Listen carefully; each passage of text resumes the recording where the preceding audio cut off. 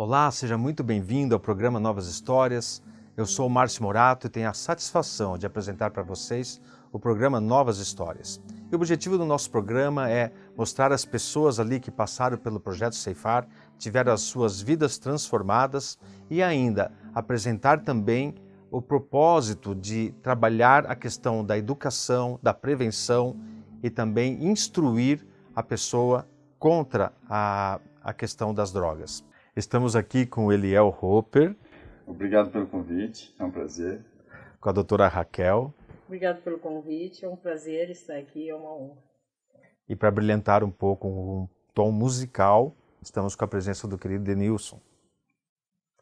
Então, para dar início a esse bate-papo nosso, Eliel, se apresenta um pouquinho para nós. Quem é você, de onde você vem, rapidamente. Eu sou de Curitiba mesmo, né? Mas tive 27 anos de dependência química e foi por intermédio do Instituto Ceifar, onde eu consegui minha recuperação e estou aí 5 para 6 anos recuperado para a honra e glória do nome do Senhor. Doutora Raquel, por gentileza, sua apresentação.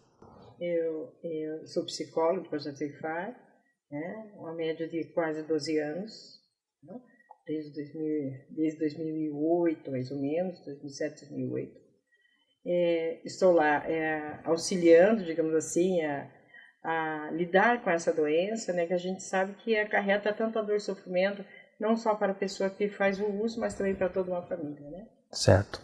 Então, para dar sequência ao nosso programa, a gente tem um vídeo institucional mostrando um pouquinho do projeto Ceifar, a gente quer apresentar para vocês.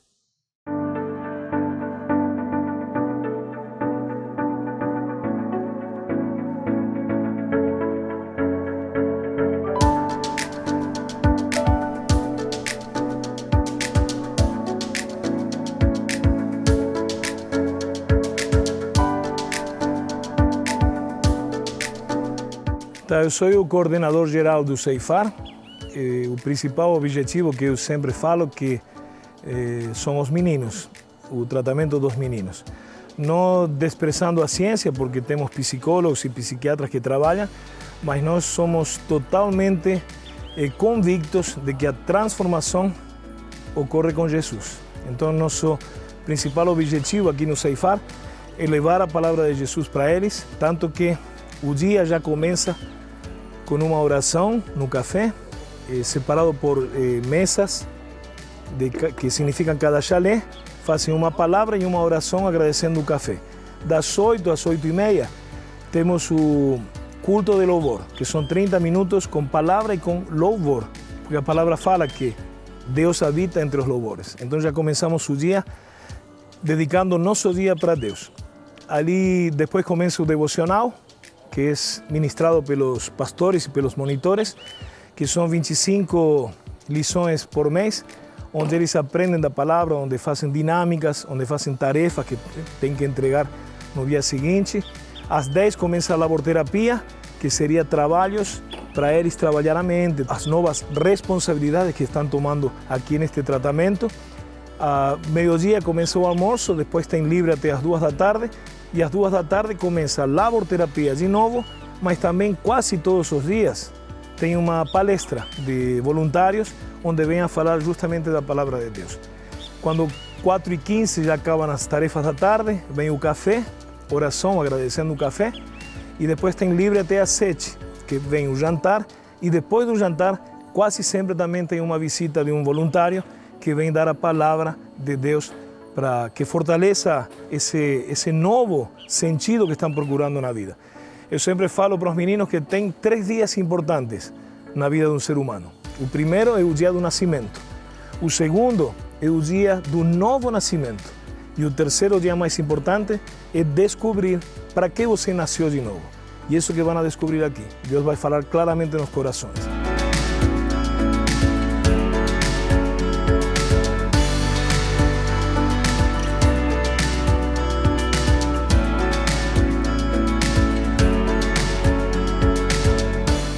Então, como é possível ver nesse vídeo, a estrutura do projeto Ceifar é excelente, eles trabalham a parte psicológica, psiquiátrica, tem a questão laboral, e também, o principal de tudo, ao meu modo de ver, a questão espiritual, que a soma disso tudo ajuda, né, doutora Raquel, Eliel, na questão da transformação da vida do indivíduo.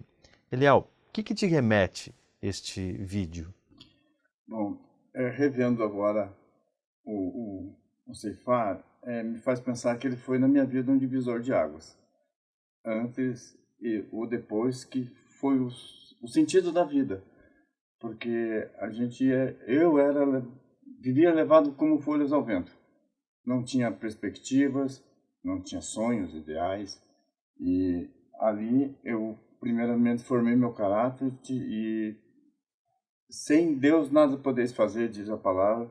E ali eu tive esse conhecimento, eu absorvi tudo que me for ensinado, porque desde do próprio labor, você, a princípio, você fica meio apreensivo, né, com as tarefas, que às vezes não faz parte do seu cotidiano, né, e no começo eu diria assim, ficou um pouco difícil de apreciar a chácara, as belezas que nós vemos ali. No começo parece que meio fechado, porque você ainda está com a cabeça lá fora, né? Isso vai, com o passar do tempo, eu acho essencial o tempo que o projeto determina para que você consiga se situar lá dentro, né? Porque a princípio você está lá dentro, mas as suas lembranças, a sua memória está lá fora.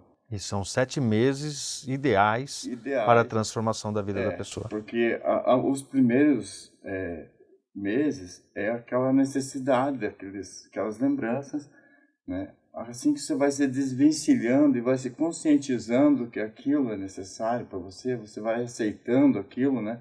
Porque se você não aceitar, você não fica lá dentro, porque não tem porteiros, vigias, não é um presídio, né?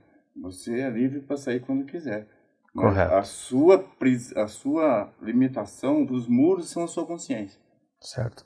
Doutora Raquel, trabalhar a questão psicológica, psiquiátrica, a questão do labor espiritual, como que isso pode ajudar na transformação do indivíduo que de repente se adentra lá no Ceifar para uma vida nova lá fora?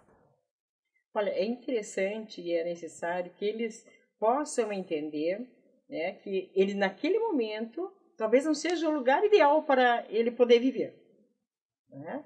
Mas é necessário para esse momento da vida dele que ele se encontra, onde ele se encontra desorganizado, onde ele não encontra, como o Eliel falou, não encontra perspectiva de vida, não tem sonhos, não tem mais algum objetivo aonde ele possa chegar de uma maneira crescente, né? Como pessoa, como ser humano, e por que não dizer como filho de Deus, né?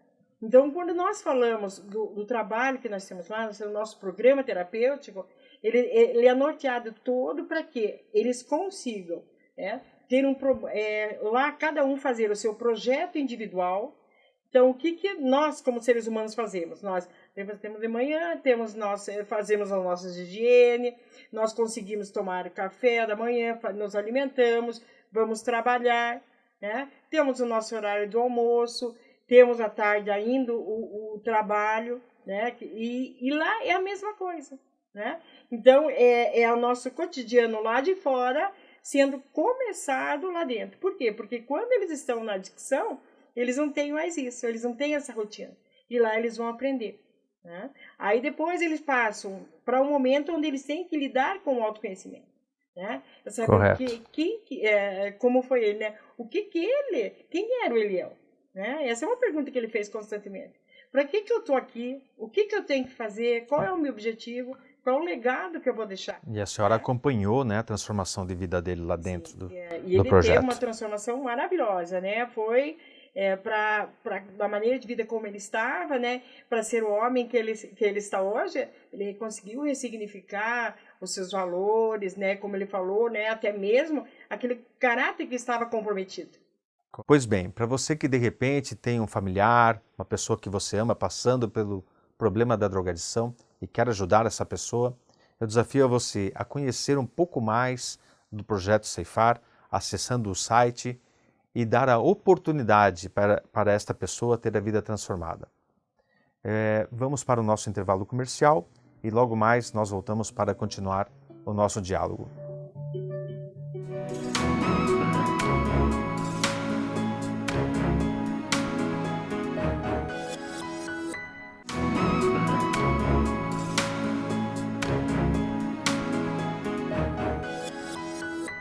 Olá, voltamos com o nosso bate-papo aqui com o Eliel, com a doutora Raquel. Mas Eliel, como que foi o início para você do uso de substâncias químicas?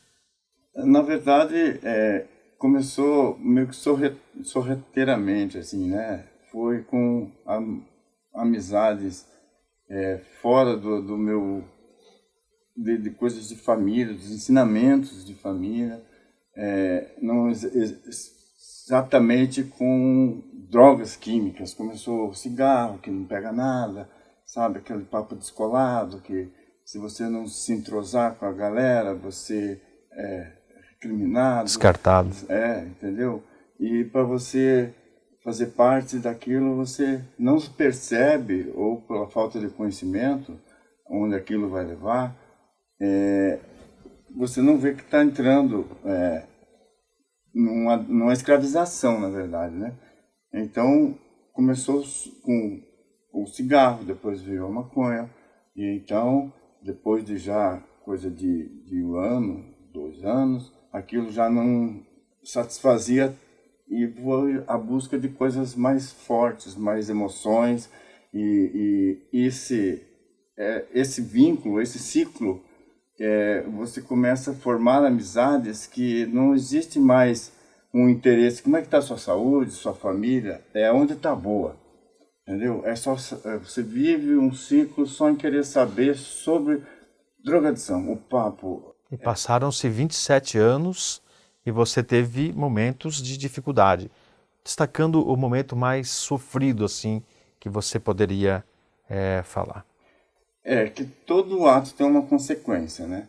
Então, eu levei essa prática para os meus empregos, que desfaleceram, não consegui permanência em emprego, e eu não consegui ter muito sucesso. E acabou-se eu correndo para o crime, para o sustento, e esse me levou para trás das grades. Então, esse foi o momento mais difícil, que inclusive dentro dos presídios eu perdi meu pai. Quando eu saí, após 4 anos, 1 ano depois que eu saí, um filho meu de 17 anos se suicidou. E difícil. Então, as coisas... Na verdade, você entra nessa vida e você não mede as consequências. Tem coisas que eu costumo dizer que não tem culpa, né? Mas elas acontecem com...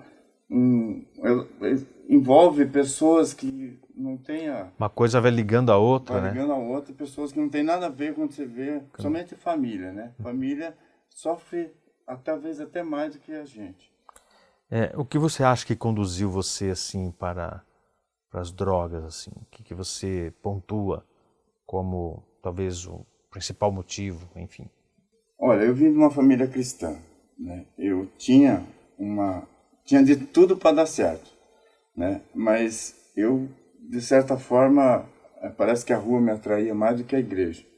E eu comecei a buscar outros caminhos, comecei a trabalhar cedo e teve uma oportunidade de eu morar no alojamento do emprego. Então eu me distanciei da vigia dos meus pais. E eu, de certa forma, não queria muito ir para a igreja, aquelas coisas, né? E, na verdade, o que motivou foram as más companhias, más influências. E também a falta de informação também, que às vezes, mesmo você sendo de um lar cristão, aí não impediu que você fosse conhecer esse caminho devasso, né? E talvez um pouco da falta de informação te permitiu ir a esse caminho, né? Muita, além de ser uma outra época, né? Porque, por exemplo, hoje existe um certo conhecimento, um certo alerta, somente ao cigarro, que não é considerado uma droga, mas hoje as pessoas já vê como É uma droga lícita. É. Mas antigamente o cigarro era um status, entendeu? Entendi. Você sentava numa mesa de bar para você impressionar, você ostentava uma marca de cigarro, entendeu? Hoje a mentalidade da própria juventude é outra, entendeu?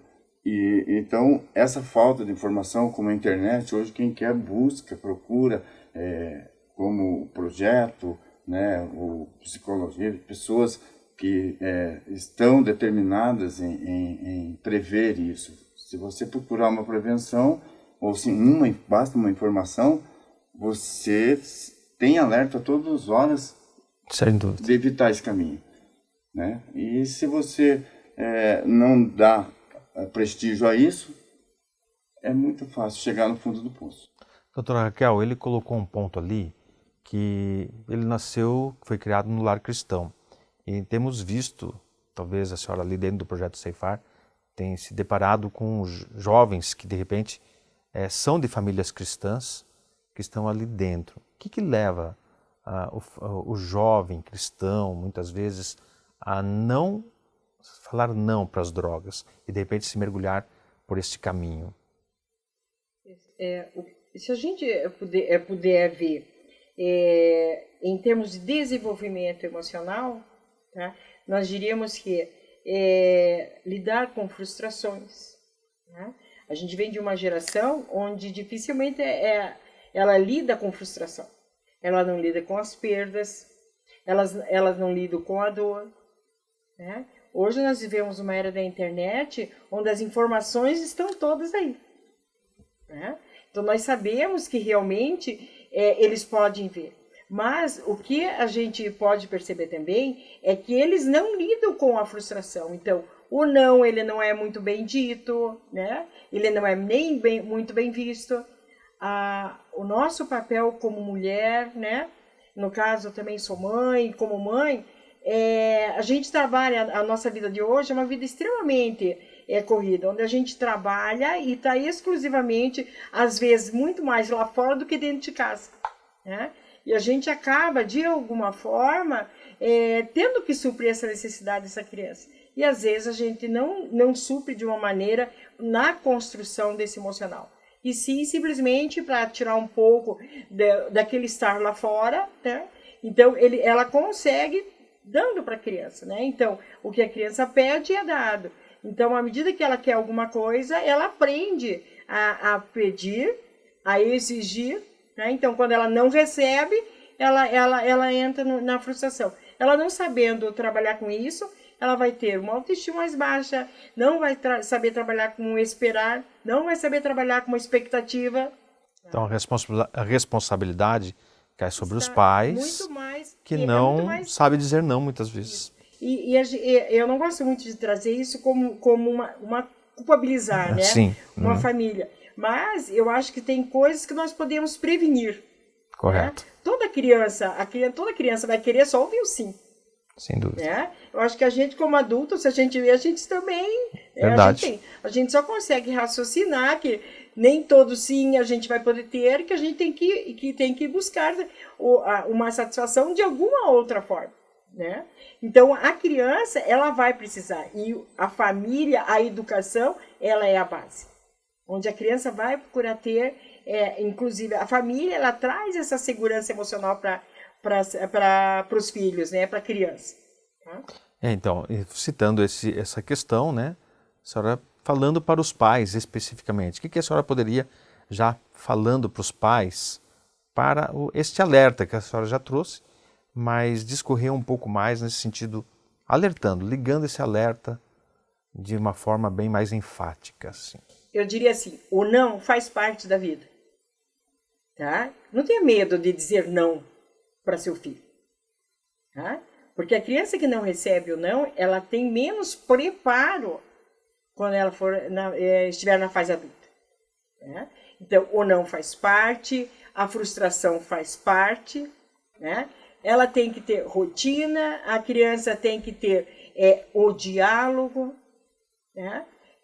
Nem sempre eu vou ser a boazinha para minha filha, nem sempre o pai vai ser o bonzinho. Pai é pai, não é amigo, né? A função de autoridade, ela é dos pais, né? É ele que é o educador. Não terceirizar isto, né? Isso. Então, hoje em dia, em função até mesmo dessa vida corrida, como eu falei para você, isso é muito, né? Daí, isso terceiriza numa atividade, no caso escolar, né? Aí aí a criança vai fazer um balé, os meninos vão fazer um judô, então eles também estão convivendo fora, né? Mas a base familiar é o que vai dar segurança, e a criança que tem a base familiar, onde ela sinta que existe um afeto, ela é uma criança mais segura, é uma criança que vai responder melhor aos questionamentos da vida, né? Eu sempre digo que a criança que tem dificuldade de trazer o papel da autoridade, a figura do pai, é uma criança, é um adulto que vai ter dificuldade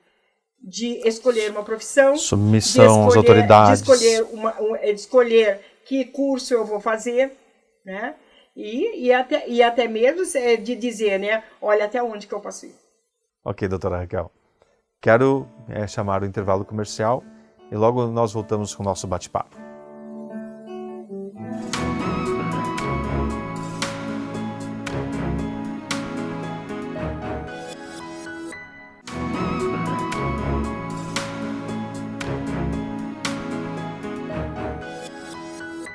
Olá, voltamos. Mostramos nos blocos anteriores um pouco do drama que o Eliel viveu e também conversamos com a doutora Raquel, que trabalha lá ativamente no projeto Ceifar. Eliel, nós conversamos um pouco com as suas irmãs e temos um vídeo para mostrar para vocês do que elas têm a dizer. Vamos ver o vídeo.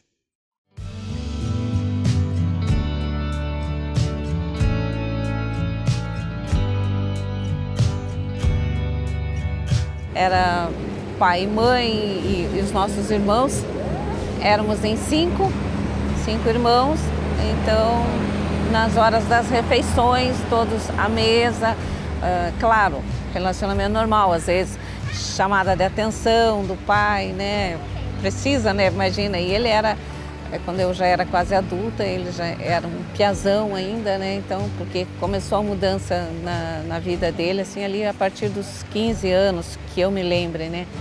E foi assim, mas estávamos sempre normal, até então.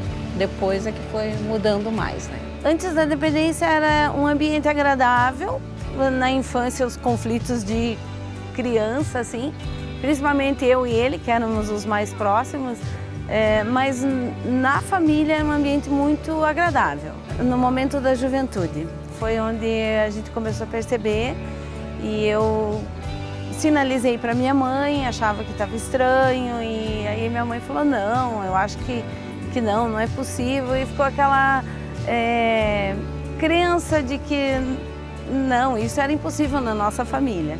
Como o momento mais grave foi quando os irmãos já não estavam mais na casa, nós já estávamos casadas, quando a gente foi percebendo uma maior mudança, o impacto foi mais sentido pela minha mãe, e aí nós de fora começamos a perceber os transtornos que o relacionamento provocava. O Eliel foi um dependente que ele nunca usou droga em casa, nós nunca vimos ele sob efeito da substância, ele nunca tirou dinheiro, sumiram coisas da casa, ele tinha um comportamento atípico do dependente químico. Quando ele aceitou, né, ele já estava quase no fundo do poço, né? Então foi um alívio para a gente ele ter aceitado. Quando o Eliel decidiu fazer o tratamento no Ceifar, foi um misto de expectativas, preocupações, até que ponto ele iria, mas quando nós vimos ele se engajando no tratamento, foi inexplicável. Não, era assim, parece que todas as esperanças para todas as áreas da vida dele a gente depositou naquele tratamento, né? Com a esperança de que ele realmente mudasse. E era um fato que ele já não acreditava. No primeiro internamento, ele achava que ele dava conta sozinho, que ele se recuperava sozinho, que ele não precisava de tratamento. Aí, quando ele teve a recaída, ele não acreditava que tinha esperança. E aí foi um processo mais difícil de convencê-lo a voltar a se tratar. Os pontos fundamentais no ceifar é um novo olhar para a vida, aprender a viver diferente, dar valor para pequenas atitudes em casa, né? O simples cuidar das suas coisinhas, dar amor, ter amor no cuidado com as suas coisas, olhar para a profissão, se a tua profissão oferece risco ou não. Isso foi muito importante, ele teve um suporte do Cantec nesse contexto. A vida com Deus, o aprofundar desse relacionamento com Deus, não apenas religiosidade, não estar frequentando uma igreja, mas ter um relacionamento com Deus. O encontro com Cristo e ver a vida transformada dele, para nós foi uma injeção de ânimo e renovou as esperanças. Isso acho que em qualquer família, mesmo não tendo conhecimento de Cristo, porque você já vai vendo a diferença na pessoa. Ele já mudou, era outro jeito, né? Nossa, era notável a diferença quando a gente o encontrou ali na igreja, o primeiro dia que ele veio, né? Depois dos 30 dias no ceifar, que a gente encontrou ele na igreja. Nossa, minha mãe ficou super emocionada. O conselho que eu deixo para as famílias na prevenção contra a drogadição é intencionalidade em cada atitude como pais, seja com as crianças menores, seja com os adolescentes, regras claras, mas muito amor, muito carinho, ouvir, né? Às vezes nós como pais temos a tendência a falar, a passar o nosso conselho, a passar o nosso sermão, mas muitas vezes quando nós abrimos os nossos ouvidos e o nosso coração para ouvir o que os nossos filhos têm a dizer, a interpretação que eles estão tendo da vida, a percepção que eles estão tendo de um problema, e é nesse momento que nós podemos ajudar, quando nós sabemos o que vai no coração deles. Então, ouvir bastante e amar bastante, né? Eu acho que é uma boa dica de prevenção. Bom, o que eu tenho a dizer aos pais, tanto de crianças quanto de adolescentes e jovens, cuidem, olhem o que eles estão vendo, os amigos, os tipos de amigos, tipos de conversas, pequenos vícios, o simples fato de fumar, que isso, claro, não é tão pequeno, não é simples, mas leva às drogas. É a primeira entrada, é a primeira porta, né? Então procurar evitar e cuidar, não, tem que estar tratando, buscar um tratamento, não dizer que não vai entrar em casa, tem que acolher, tem que ter amor, tem que ter carinho, mas procurar também um tratamento, porque temos, graças a Deus, a Igreja PIB tem o ceifar, que é um oásis, é uma recuperação para as pessoas. E estivemos lá quando íamos visitar ele, é um lugar maravilhoso, você vê da onde saiu a diferença. E Cristo está no centro de tudo. Sem ele não teríamos alcançado a vitória na vida do Eliel. Muito lindo, emocionante. Eu sei que você está emocionado, eu me emocionei, imagina você. Mas enfim, tudo que elas falaram, né, muito remete àquilo que você já contou um pouco. Eliel, dentro do projeto Ceifar, quais foram os melhores momentos? Não falando ainda o teu encontro com Jesus, que essa é a próxima pergunta. Mas falando dos melhores momentos. Bom, por favor. É difícil até de listar, né? Porque foram muitos momentos bons. Tenho um carinho enorme pelo projeto. Eu me sinto devedor ao projeto. E eu tive experiências inacreditáveis lá, né? Eu, por ter vindo mesmo de um lar cristão, mas eu não acreditava muito, assim, até na minha própria mudança, né? Eu não tenho mais jeito. Mas aí teve um dos voluntários, geralmente os voluntários todos parece não, eu percebo, eu sinto que são voluntários escolhidos a dedos por Deus para estar lá. Porque eles fazem uma diferença enorme na vida da gente, além de todo a infraestrutura do projeto, né? As pessoas que estão dirigindo, os monitores, a psicóloga, a psicoterapeuta, que na minha época estava também, e todos, até as cozinheiras têm um carinhoso, um abraço cristão, assim, parece que você está nas mãos de Deus, sabe? Aleluia. É um lugar Glória a privilegiado. Deus. Né? Sem dúvida. E então, mas um deles, que foi o Coronel Sanderson, que o Coronel Sanderson, por ele ser coronel, ele tinha aquela postura, e a gente que vem dessa linhagem de malandragem ficava meio recuado, entendeu? E de repente ele faz uma oração comigo, sozinho, em particular, de repreensão, e ele teve uma revelação aonde, quando nós terminamos de orar, ele me contou que as orações do meu finado pai ainda estavam na presença de Deus. Aleluia. Amém. Isso foi o primeiro passo para o encontro de Cristo. Isso, falando então um pouquinho, né, o teu encontro com Jesus, porque você citou agora aquele momento particular que o Coronel Sanders te chamou, teve aquele momento de oração e você sentiu o grande amor de Deus e aí tua vida foi impactada. Fala um pouquinho do teu encontro com Jesus Cristo. Então, a partir desse momento, como eu falei, foi o primeiro passo, já era uma aceitação a Cristo, sabe? Ele já tinha me convencido, né? E depois teve um culto onde vieram de outros países uns americanos fazer um serviço voluntário. Eu cito meu pai porque eu tinha uma amizade, meu pai me considerava cegamente. Minha mãe sempre foi um pouco recuada. Que você só chega de madrugada e você dorme o dia inteiro, eu falo 6 cilindros, como você se sustenta?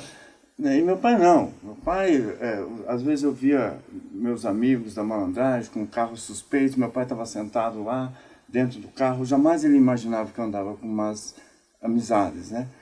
E quando eu estive preso, meu pai morreu e eu carreguei uma culpa.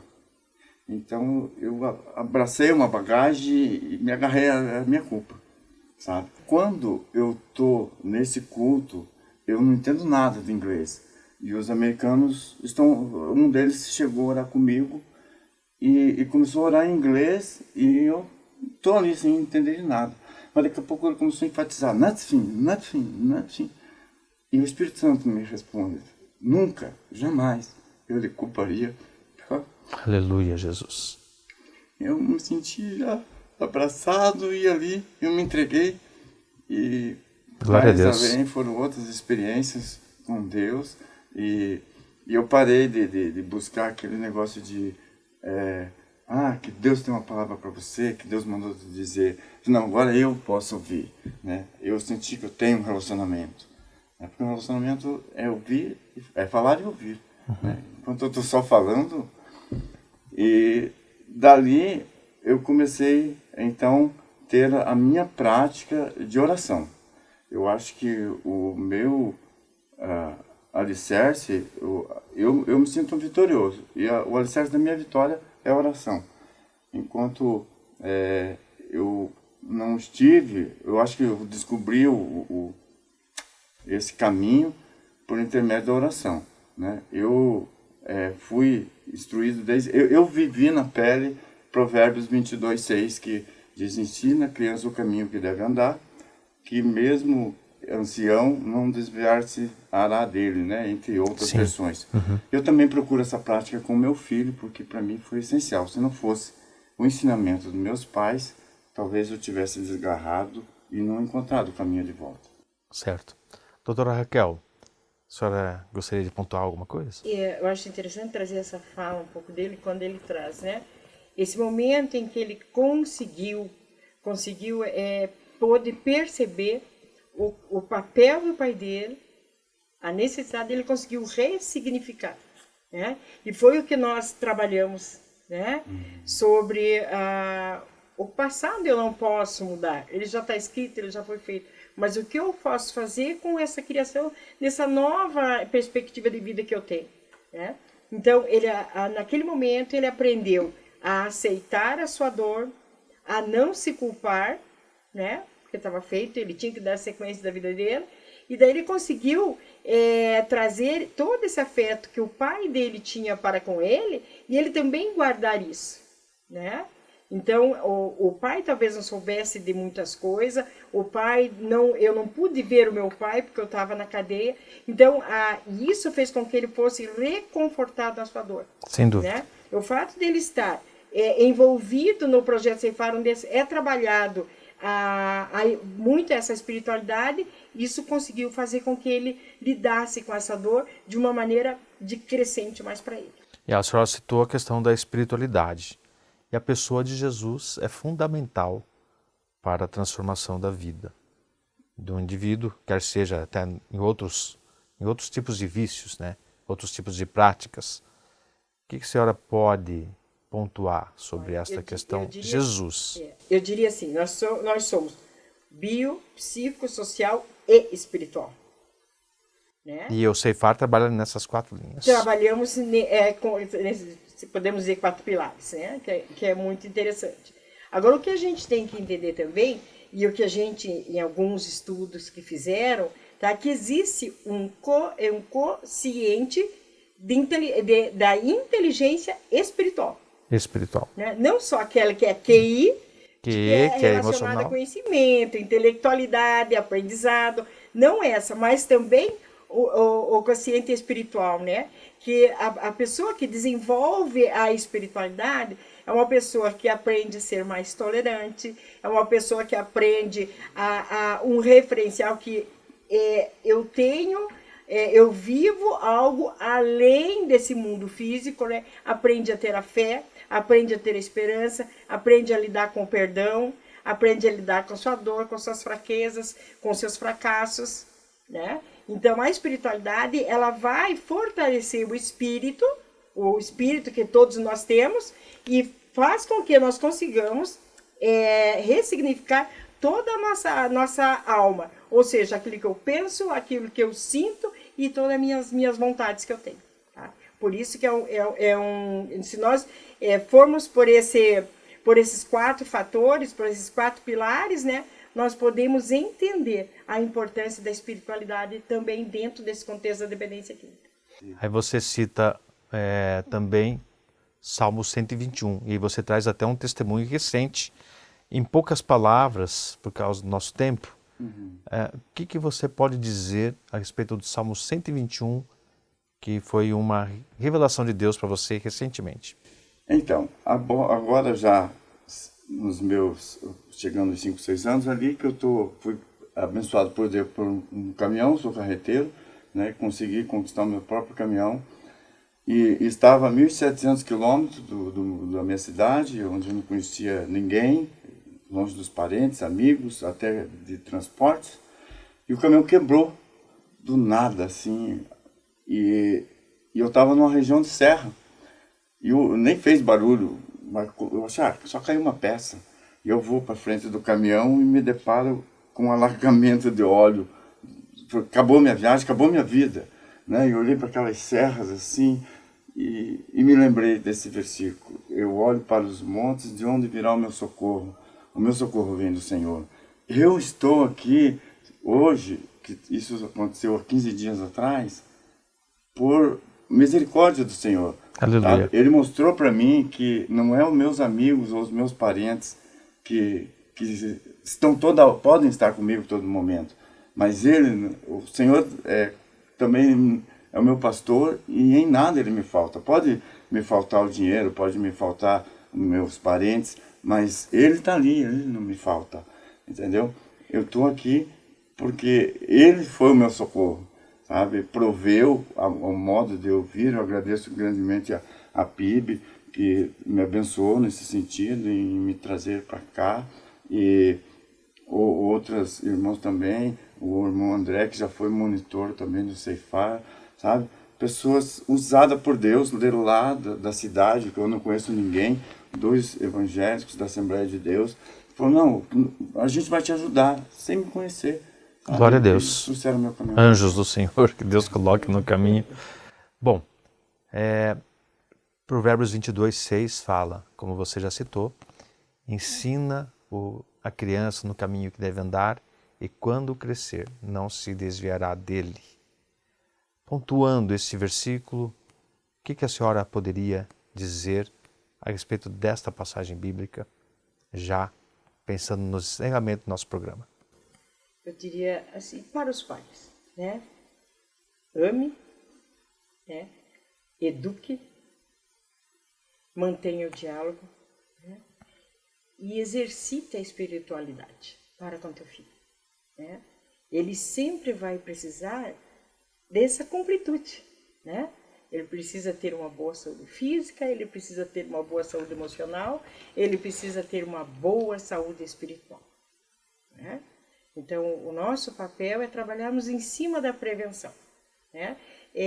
Diálogo faz parte, limite faz parte, a criança tem que ter rotina, a criança tem que ter normas, a criança tem que ter regras. Mas, acima de tudo, né, como disse a irmã dele, né, tem que ter amor.